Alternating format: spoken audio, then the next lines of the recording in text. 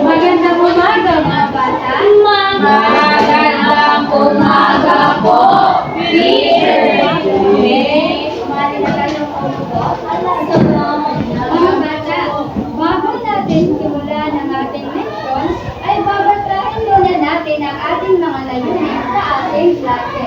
Mga bata, sabay-sabay nating basahin ang mga layunin. Natutukoy ang mga pangunahing kagamitan sa pagsasaing.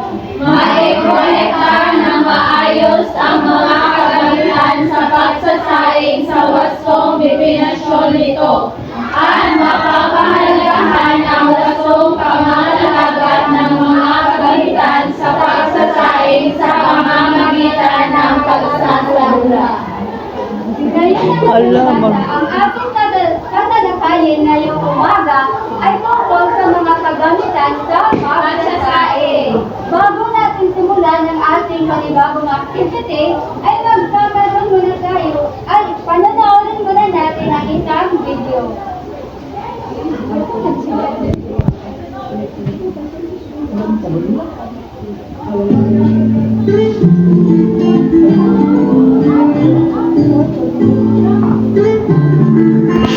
Mga kagamitan sa pagsasaing. Una, bigas. Ang bigas ay ang pangunahing pagkain na gawa mula sa palay. Ito ay isang uri ng protein na pinagmumulan ng sustansya at enerhiya para sa maraming mga kultura sa buong mundo. Pangalawa, tubig. Sa pagsasaing, ang tubig ay importante sa pagluluto ng bigas. Ginagamit ang tubig upang pakuluan ang bigas hanggang sa lumabot ito. Pangatlo, ang kahoy. Ang kahoy sa pagsasaing ay ginagamit bilang panggatong upang pakuluin ang tubig at bigas. Pang-apat, ang kalan. Ang kalan ay isang kagamitang panluto na ginagamit para sa ibabaw nito, kasama na ang pagluluto ng bigas o anin sa pagsasaing. Panglima, ang gas stove. Ang gas stove ay isang kagamitang panluto na gumagamit ng gas bilang panggatong upang magpainit ng kawali o kasirola. Karaniwang ginagamit ito sa pagluluto ng iba't ibang uri ng pagkain, kabilang na ang pagluluto ng kanin o bigas sa pagsasaing. At ang panghuli ay ang kaldero o ang rice cooker. Ito ay lalagyan ng pagkain na karaniwang ginagamit sa pagluluto. Naiintindihan niyo ba mga bata? Opo. Maybe. Magaling!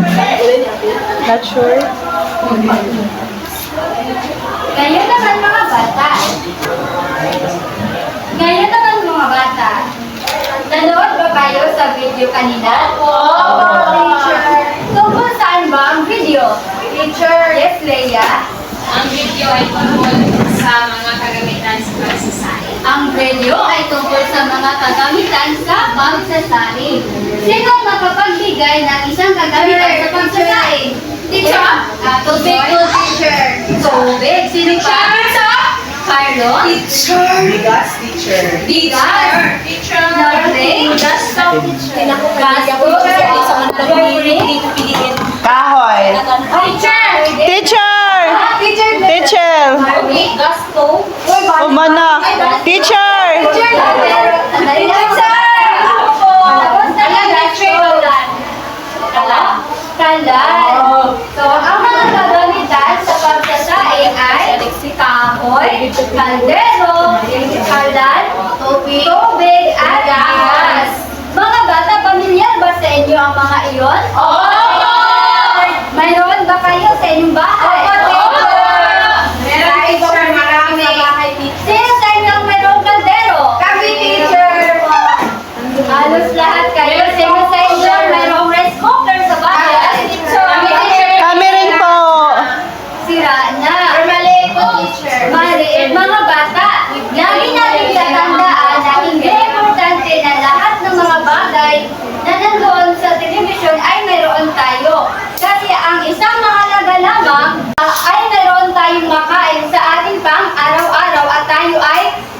buhay. Opo. Alam niyo ba na mayroong ibang mga pamilya na ang ginagamit nila yung mga lata na pinaglutuan sa pagsasaing? Kawayan, teacher. Opo, mayroon din mga kawayan.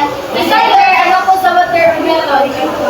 Yes po, yung sa balat ng watermelon. Ginagawa nila yan kasi yan yung pamamaraan nila ng pagsasaing ng kanin. Ngayon naman mga bata, ay magkakaroon tayo ng panibagong activity. Hahatiin ko ang klase sa tatlong pangkat. Ito ang unang pangkat magmula kay Ejoy papuntang Anajen. Ang pangalawang pangkat ay magmula kay Anacel patungong Anale at ang tatlong pangkat ay magmula kang Leia papuntang kay Joy.